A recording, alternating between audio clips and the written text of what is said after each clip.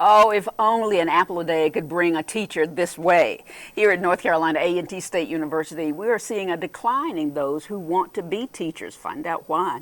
Also, bon voyage. We're going to see a lot of students now planting their feet on foreign soil, and we'll tell you what's being done to keep them safe.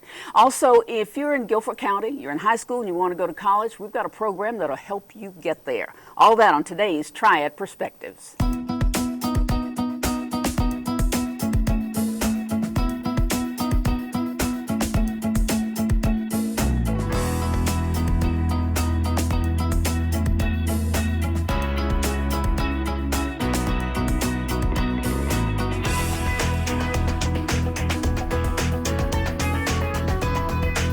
Hello and welcome to today's Triad Perspectives. I'm your host, Sandra Hughes, here at North Carolina A&T State University. Glad you could join us.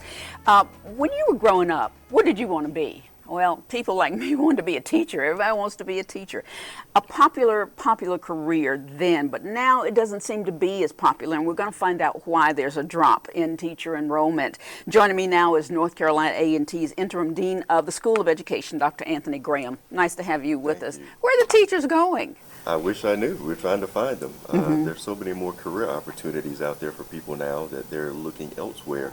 But we need high-quality individuals going into the classroom to work with our young people. So we're searching and seeking those quality high school students who have an interest to go into teaching.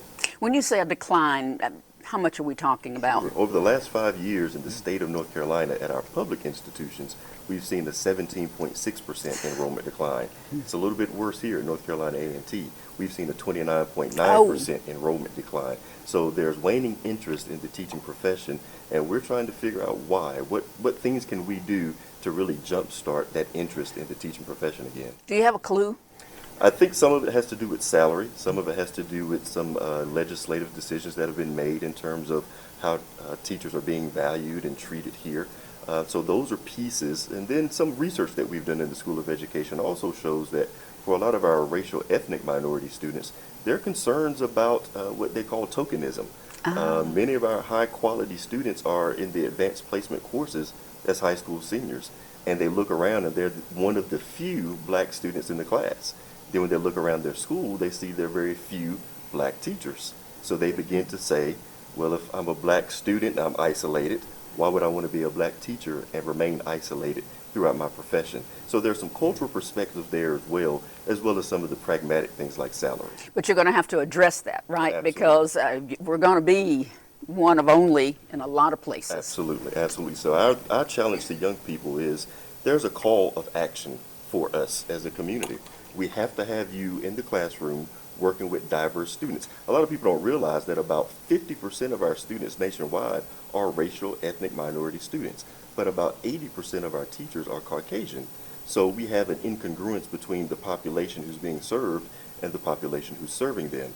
There's a need for more diverse students in the classroom to engage our diverse students. So we have to get more teachers of color in the classroom that can relate to our students of color.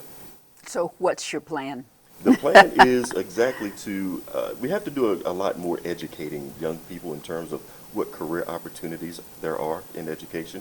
A lot of people think that it's just classroom teaching, but the truth of the matter is you can advance quite quickly in the education field. You can become a principal within about 6 years. Wow. Where your salary can jump from $35,000 starting to $135,000 as a principal.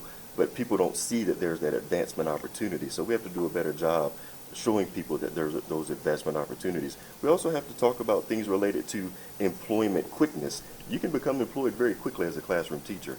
I guarantee if you go look for a teaching job today, you can find one today. You can't say that for all professions. No, and you know, when I graduated from here back in a long time ago, I wanted to be a teacher. And I had a degree to teach high school English, but I had a very difficult time finding a job teaching English, but that's not the case anymore, right? Exactly. You can find those jobs, and it's just a matter of preparing yourself to look for those jobs. So one of the things that we've done in the School of Education fairly well here over the last 8 months is we brought in a lot of grant dollars. We brought in about $3.5 million in grants that will help students pursue a teaching profession. So we're paying for tuition, we're paying for fees, we're paying for the entire expense of becoming a classroom teacher. So we have the $1.19 million effort from the National Science Foundation that will help undergraduate students who are STEM majors move into the STEM education realm so they can get their professional STEM degree and their STEM teaching certification at the same time.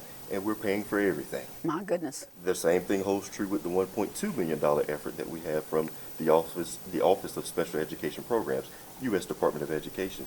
Again, if you're interested in special education, we're going to pay for everything: tuition, fees, books, everything. So we're doing our part in terms of bringing in the dollars that will help people look at the major.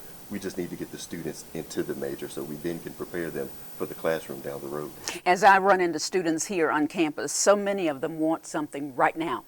They don't want to get started here and have to move up the ladder. Right. They want it right now, and some places will give it to them right now. Right. So what's your vision for the Department of Education? Good question. What we try to help our students understand is there is a progression in education. Just as you learn to read, you have to learn the letter A, and then you learn that that A connects to a larger word to make the word aunt, for example. That progression holds true in education. So it is very traditional in that sense. So you do have to enter the classroom for a period of time, gain some basic skills as a classroom teacher, and then you can progress to that principalship, to that superintendency, so on and so forth. But you have to start at that foundational level. And our job in the School of Education is to make sure that you are well equipped and prepared to start at that foundational level to engage students wherever they may come from in the world. And that's our niche, if you will, in the School of Education, is what we call equity education, ensuring that our students are prepared to work with diverse populations, seeing their background as something that they can use as a leverage point in the classroom, as opposed to a deficiency. You don't look at it as a deficit. What you bring with you into the classroom, we can utilize that to engage you in mathematics. We can utilize it to engage you in science. So are you out recruiting? We're out recruiting heavily. We're talking with principals, we're talking with counselors, we're talking with parents, we're talking with churches. We're all over the place engaging individuals, and we're saying to those individuals, there's a call, there's a need for your young people to be in the teaching profession, but we need for those individuals to take up that call. Okay, I hope that works. I do as well. It will. I believe it will. I'm sure it will, because A&T is the enrollment overall is growing. Absolutely. So we need to make sure we shove some of that in your direction. Absolutely. Okay, what if I were going to be a teacher that I might could get hired right away? What subject would I need to learn? Math, science, those are the two hot areas. See, that's why I couldn't get a job as an English teacher. Those are the two hot areas right now. There's a huge need for our math, science, technology teachers. And then the next rung would be our special education, elementary education, English education types of professions. Okay, maybe I come back to school again and start all over again and see if I can get that English education. I thank you very much for coming and representing the School of Education, and hopefully a lot of people who have heard you speak today will call you and say, let me talk to you more about becoming a teacher. Absolutely. It was great having you with us. Thank you for having Thank me. you so much. Call anytime. We're here. Absolutely. Well, we're going to take a short break right now, and when we come back, we're going to talk about those students who don't just stay right here on campus. They go across the water to get some education. Find out more about that when we come back.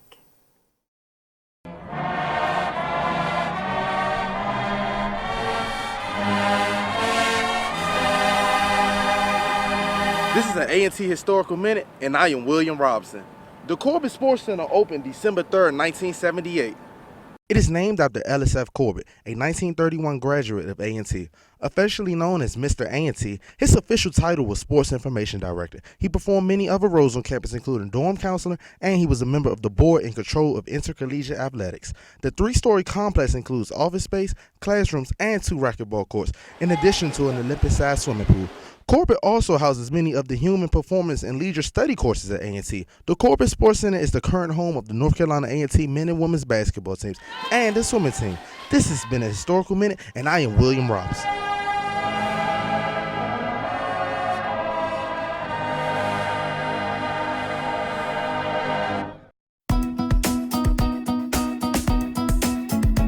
Welcome back to Triad Perspectives. You know, many students here at North Carolina A&T are packing their bags and heading across the water. They want to study abroad. And with all that we've heard lately about what's happening internationally, are they safe? Joining me now is the Assistant Director for Studying Abroad, Christopher Brown. Nice to have you with us. Tell us, how many students do you have going away now to study somewhere else? Certainly. Well, this upcoming spring semester, we have about 12 students who are scheduled to study abroad at a foreign university for the whole semester. So a relatively small number, but they'll be away for about 4 to 5 months. Wow. We also have a large number of students who participate in faculty-led programs. So this is led by an A&T faculty member, and we might have 40 or 50 students who are going on programs either over spring break or over the summer with those faculty leaders abroad as well. Now, do you want to see that number grow of students who go and spend the whole semester? Definitely. So that's one of our priorities, is to really get the word out and let all A&T students know about the opportunities that are available to them, and definitely trying to increase that number. So both the semester-long students, but also students who might be maybe a little more comfortable going with a faculty leader. So both of those two different avenues, we definitely want to recruit more. But why? Why would I, as a student, want to go and spend a semester in Spain, let's say? What's good is that going to do me? So, I mean, there's a lot of different categories that you could think about, but one that students, I think, hear over and over again, but is definitely true, is that no matter what their academic department is, whatever they're getting their degree in, whatever their future career plans, with the way that the global economy works now, they're going to need to have a handle on all of these economic processes that are driven globally through globalization. They're going to need to know how to work with people from diverse cultural or national backgrounds. So definitely just having a perspective of the world and how it might relate to their own chosen career field. But I think there's also a lot to be said about personal development. And, you know, if a student maybe has not been abroad before, or definitely hasn't spent the amount of time abroad that they will when they study abroad, it's something that's going to change them as a person, their personality, their outlook, and you feel like you learn a lot about the place that you go to study, but you actually learn probably even more about yourself, about your own opinions. So it doesn't matter what your major is, whether you're majoring in English, biology, engineering, these kinds of experiences can help. Definitely. Okay, how are you encouraging? What kind of recruiting are you doing to get students to study abroad? So we go out periodically to the different classrooms or different departments who might be having info sessions or events, and we give presentations talking about the benefits of studying abroad, letting students know what the steps are to get involved. But we also hold relatively frequent info sessions in our office, the Office of International Affairs. And just a few weeks ago, we had International Education Week. So during the course of this week, we held events. There was a study abroad fair. There was a multicultural dinner. There was a panel of international students talking about the educational systems in their home country. So just a wide range of events that went on, and all kind of geared toward connecting A&T students with all of these opportunities to get involved internationally. Is there one country in particular that students want to go to? They're dying to get there? I wouldn't say there's one. I mean, there's such a wide range and diverse destinations that they could choose to go to. So, I mean, we tend to see patterns. So right now, a top destination is actually Cyprus. It's an island in the Mediterranean. There's a good connection between our business school and a school in Cyprus. And so just because other students went there in the past and they come back and they tell their friends and their peers about it, that's the hot place right now. But there's all different places that we're seeing students choose to go to. All right, let's talk about the safety. You know, when I watch the news, like many other people, I'm saying, let's not go overseas right now. How are you handling that? Well, we definitely are cognizant of different threats that arise overseas. And so, number one, our Office of International Affairs is connected to both the State Department as well as a wide range of UNC system-wide groups and consultancies that keep track of what's going on overseas, and we get constant updates from them. Whenever a student studies abroad, they register with the State Department. So we always are keeping contact with the authorities and let them know where students are. And we also have our own kind of internal process where we prepare students to go abroad. So the application process is relatively simple, but it's kind of stretched out over the course of the semester before they go abroad. And so we make sure we have all of our documents aligned. We have health information about the students. They learn about the destination where they're going to. We hold an orientation where we talk about adjusting to new cultures, where we talk specifically about health and safety issues. So I've looked at statistics, specifically about study abroad. And we have this idea that we're worried about, terrorist attacks or earthquakes or things. But it turns out that the primary dangers for students abroad are almost exactly the same as dangers for students here. So things like traffic accidents, things like alcohol-related injuries. And so all of these things are definitely things we need to be aware of, and we have processes in place for emergency management. But we also we also really want to get the word out, not to sensationalize certain things and make people think that it's overly dangerous to go overseas, because that's definitely not the case. But that's what the news is doing. I mean, it makes us afraid to go to the next state, much less overseas. It does, definitely. I think that we need to counter that, and the best way to counter it is to spread knowledge and awareness. And so the more you know about the destination that you're going to, and the more you're aware of world events, the less likely you are to kind of fall into that way of thinking and assuming that it's dangerous. Do they go through some kind of course or training so that they know how to handle situations that might happen while they're away? Well, it depends. I mean, students are going on all different kinds of programs, and there is an orientation that we hold before students go where we talk about these specific issues. But wherever they're going, there's also an international office at that university, and that international office holds an orientation when they get there as well. So students are provided with the contact list of the coordinators on the ground. They know the police number, the emergency number when they get there. And we need to teach our kids here that. Definitely, Yeah. definitely. Yeah. So it's not the case that they're ever just out there on their own. There's always people there to help them with any things that come up. What about the language? Yeah, I mean, language acquisition is probably one of the biggest reasons why it's a benefit to go abroad. But some students are going not necessarily to learn a language, so they might take a course in that native language in the country that they're in. But if that is your goal, definitely you will learn it very quickly. You know, it's one thing to study a language in a classroom. Yes. And it's another to actually use it on a daily basis when you're going to the grocery store, when you're going to the post office. You are absolutely right. I mean, I spent years in the classroom studying French. Got to France, couldn't understand a thing anybody was saying, because, as you say, it's totally different in the classroom than it is when you go up to a coffee shop and ask for coffee. Absolutely. So anyway, but I appreciate what you're doing, and I hope that you have a vision of getting more students involved. Absolutely. So A&T has established internationalization as a priority for our university, and one of the primary aspects of that is increasing the number of students who study abroad. So the programs are in place. I mean, there's all kind of opportunities, and the students can choose to go pretty much anywhere in the world that they want. So it's just a matter of really letting them know the benefits of it, and getting a coordination among all the different schools and departments, amongst the advisor, getting the parents involved. Yes. And getting everyone on board to try to increase our numbers. Well, I certainly hope it works out for you, because having traveled a good bit myself, you come home with something in your head and your heart that you didn't have before, and that's wonderful. Yeah. Good. I thank you very, very much for joining us today. Thank you for having me. Christopher Brown from our Study Abroad department. We're going to take a very quick break right now, and when we come back, if you're a student in the Guildford County Schools High School, we're going to tell you how you can get some money to go to college. Stay with us.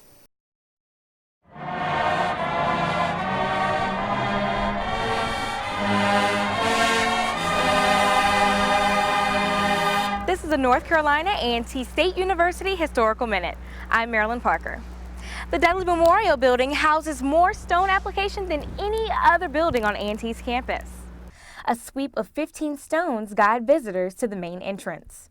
Built in 1893, the original facility contained a library, an auditorium, and administrative offices. In 1930, a fire led to a reconstruction, and the facility was renamed after A&T's second president, James B. Dudley. Today, the building is home to the Maddie Reed African Heritage and H.C. Taylor Art Galleries, music classrooms, and laboratories. The Dudley Memorial Building is located on the east side of campus, directly behind the statue of the A&T 4 and right across from Dudley Road.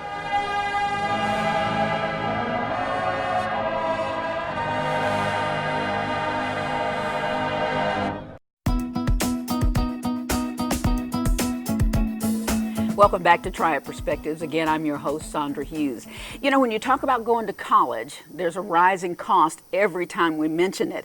And so the schools here are looking at something that may help help some of that. Joining me now is the Guilford County's Director of Say Yes to Education, Mary Vigue. Nice to have you with us. Good.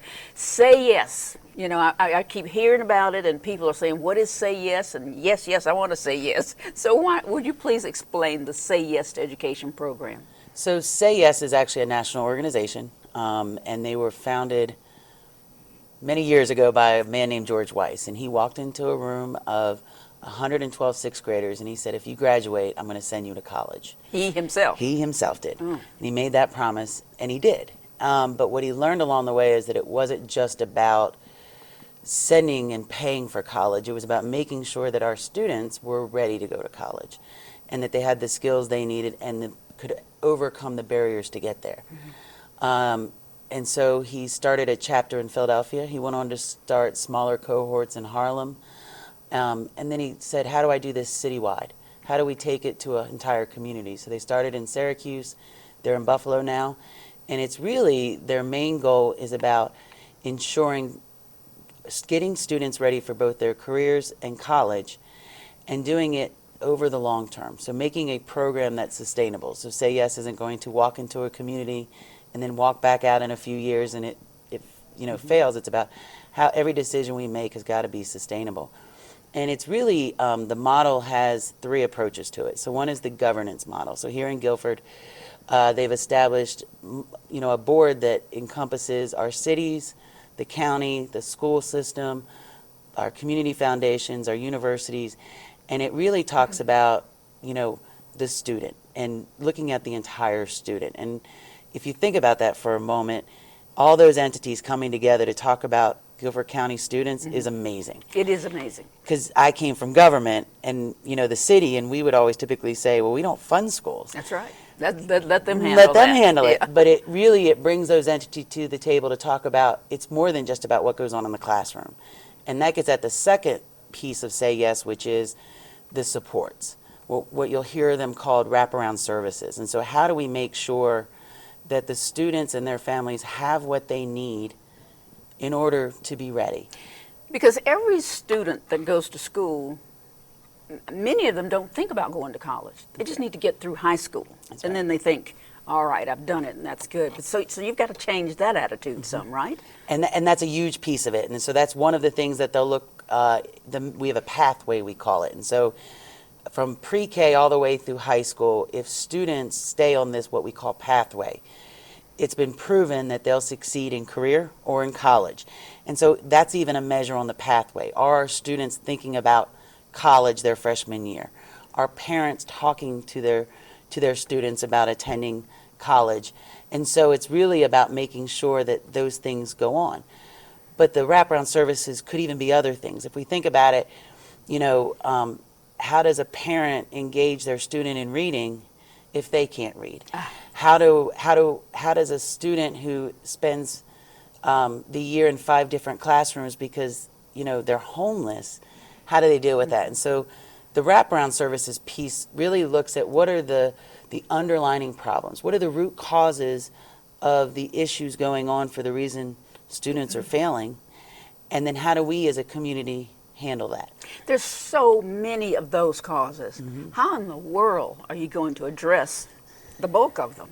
Slow and steady is my answer, like everything else. So one of the big pieces to this is we'll form what we call task forces. And these task forces will focus on specific areas. So for example, we'll, based on the information, they did an analysis of Guilford County schools. And based on the data that came back, they recommended several task forces. So this was a firm that came in that Say Yes worked with. And one of the task forces, let's say pre-K through 8th grade. And it really focuses on those measurements of reading and 3rd grade reading and 5th grade reading, and also are our students ready when they come in at kindergarten. And so we look at that specific problem and we create a task force which is open to the community and engages different service providers, and we talk about what are the root causes, and then even more than that, they make recommendations back on how do we fix them. What are the services that we need to provide? So for example, in Buffalo, they've got legal clinics in some of their schools. Oh. They have mental health clinics where the service is readily available for the families and the students. And so how do we do that? That's what we're working on now. But what about money? Let's say I've got a student who wants to go to college, but I just can't afford it. So that's the third piece to say yes in the model. You just set me up really easy. But the third piece to the model are the scholarship incentives. And so Say Yes has two scholarship models that people talk about. And the first is our public, which is that any Guilford County student can attend a North Carolina public college or institution. And Say Yes covers the last dollar tuition. So after FAFSA kicks in, federal, state, and local aid, we pay the difference on their tuition. Now, it's just tuition, but it covers that. That sounds incredible. It is incredible. And so what happened is there's a scholarship board and the community. So this isn't even national. This is the community. This is our local foundations. This is our private businesses. They came together, and to date, they've raised $35 million. That's a lot of money. It is a lot of money. We're looking at right now, the goal is a $70 million endowment. And so that's funding these scholarships. So if someone's watching us right now and they have a student who's just dying to get to college, but they don't know how they're going to do it, do they call you? What do they do? Well, we're working with the school systems and the guidance counselors. Right now, we're focused primarily on seniors because the graduating class of 2016. And so we've been all the different high schools making sure that they understand what's going on. They need to be applying for college. The FAFSA becomes available on January 1st. And Spell FAFSA. FASFA, federal, don't make me say what it is, No, but it's federal say aid. what it is. It's the financial aid form, and, Okay. and there's help and assistance on that. So in February, we're working with local entities and doing big FAFSA days and making sure that there is services available to parents and students as they fill that out, because that's key in this process. But Say Yes has just got to be a wonderful thing to happen. It is. For our community. It is. It's huge. And the other scholarship piece, real quick, is that there is 100 private colleges and universities in our national compact that students can go to. Not just North Carolina. Not just North Carolina, so they're private. And so they can go and receive last dollar tuition at those institutes as well from those universities themselves. Oh, So it is huge, and it's for everyone. So when people talk about the model, it's for everybody, and it's everyone in Guilford County schools, and so that's great. Yeah. That's absolutely wonderful. I do not envy your position because obviously you have your hands full. So I know that this is just starting. Are you developing a staff? Already got a staff? How's that working? So right now there's 3 of us that are running Oh. around. It's been good. The first thing that Say Yes did was hire a scholarship coordinator who is working with the schools and the seniors who will actually, at the end of the day, help manage those scholarships. And so we will hire staff. We're working on that. We'll have offices in both High Point and Greensboro, understanding that we are in both communities, and so we need to have a presence there. And so all of that is in the works.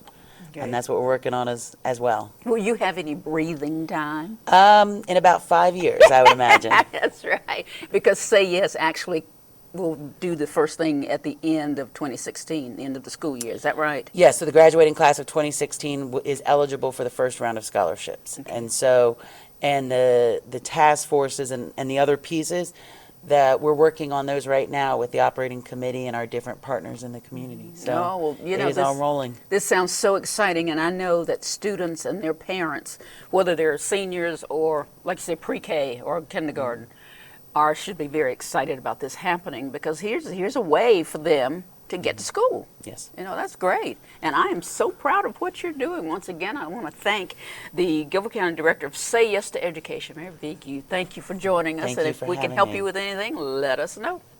That's all the time we have now for today's Triad Perspectives. You can stay up to date with us on social media. Just like us on Triad Perspective on Facebook. Also, you can find us on Twitter and Instagram at Triad Perspectives, NCATJOMC. Search NC Aggie TV on YouTube and you can see these shows. We're here for you. We want to help you. If you have ideas or things you like or things you'd like to see, just get in touch with us. We'll be glad to talk to you. Thank you again for joining us today, and you have a great evening.